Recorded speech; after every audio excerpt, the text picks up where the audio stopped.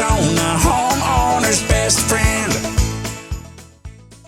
The supply lines, when we're talking plumbing underground versus in the home, that's always been one of my hesitations with a lot of the builders going to PEX, running it through the walls and up through the roof. Like, what happens if they ever leak? At least with the ground units, copper buried in ground, if there's a leak, it's washing dirt out and it's not getting your home. Right. It'll sometimes bubble up through the slab, and they can be a little challenging to find where the actual break is. But you're right, underground, and we've got it all overhead now, and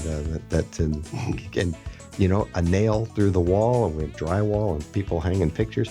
We've seen nails that were actually during the installation, originally, that punctured a water line, sealed itself, and corroded over time, and eventually leaked and caused the damage.